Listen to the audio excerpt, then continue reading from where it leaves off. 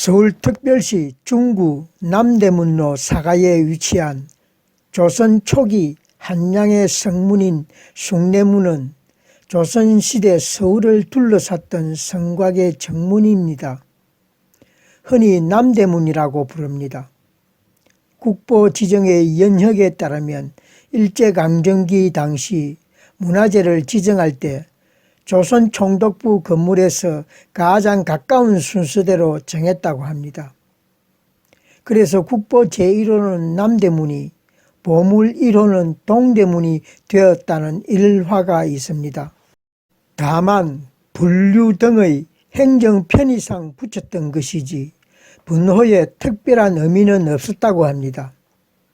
즉 남대문이 국보 1번이라고 해서 이것이 우리나라에서 제일 중요한 국보라서가 아니었다는 것입니다. 당시 국보나 보물의 번호는 단순한 지정 순수에 따라 붙였을 뿐이며 지정 해제 사유가 생겨 보물에서 지정 해제되면 비어있는 번호는 채우지 않고 그대로 공분으로 두었습니다. 옛날 도요토미 히데요시의 조선 정벌 때 가토 기요마사가 남대문, 고니시 유키나가가 동대문을 통하여 경성으로 쳐들어왔다고 하는데 바로 그 남대문입니다. 그러니까 일제가 남대문과 동대문을 보존했던 것은 어떤 문화재적이나 미술사적 가치가 있었기 때문이 아니었던 것입니다. 다만 임진왜란 당시 그들의 개선문, 성전 관문이었기 때문에 보존하였다는 것입니다. 포차 왕래에도 지장이 있는 문이다. 그런 낡아 빠진 문은 파괴해버려야 한다. 한성부 서울시에 예산이 없어 이전은 너무 곤란한 것이었다. 그래서 포병대의 도움으로 대포의 탄환으로 문을 포격해서 파괴하는 것도 생각했는데 1905년 을사늑약으로 조선이 일본의 보호국으로 전락했을 즈음 남대문의 운명도 풍전등화격이었습니다. 즉 을사늑약의 결과로 통감부가 개설되고 서울 거주 일본인들의 모임인 일본거류민회는 대대적인 도시 개조를 계획하였습니다. 핵심은 용산을 포함한 지역에 40 내지 50만 명을 수용할 신시가지를 조성한다는 것이었습니다. 수소문에서 광희문을 직통하는 도로를 개설하고 종로를 십자대로로 조성하며 임진왜란 때 왜군이 주둔했던 외성대와 욱정 등 남산북록을 공원화하자는 것이었습니다. 또 용산에 대규모 경마장을 건설한다는 계획도 포함되어 있었습니다.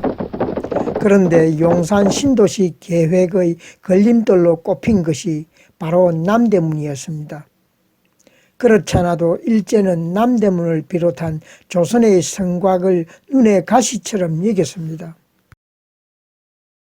당시 중의원 의원이자 한성신보 사장을 지냈던 아다치 겐조오는 조선 총독부 기관지인 조선에 기고한 글에서 이렇게 주장했습니다.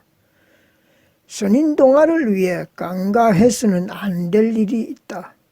역사적으로 베일 재료를 공급하고 있는 기념물이다.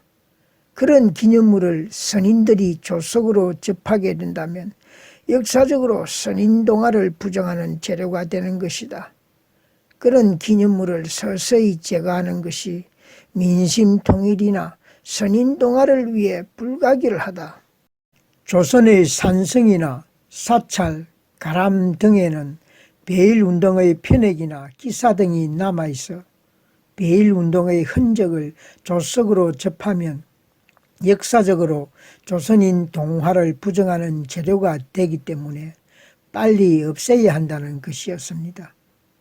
이런 여론 속에서 때마침 용산 신도시 개발 계획이 발표되자 남대문은 교통의 장애물로 취급되었습니다.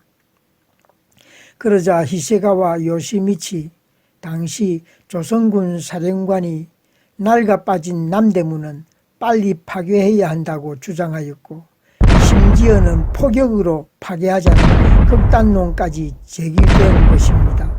하지만 뜻밖의 인물이 뜻밖의 논리로 숭례문 파괴에 적극 반대하였습니다. 한성신보 사장 겸 일본인 거류민 단장이었던 나카이 기타로가 남대문은 임진왜란 때 가토기요마사가 개선한 문입니다. 파괴하는 것이 아깝지 않습니까?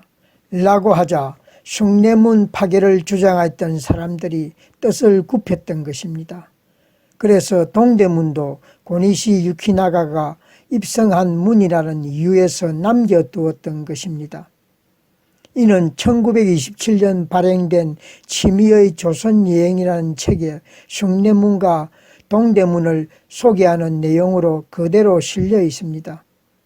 반면에 일제와 아무런 인연이 없었던 서대문과 소이문, 해화문 등은 속절없이 철거를 당하고 말았던 것입니다.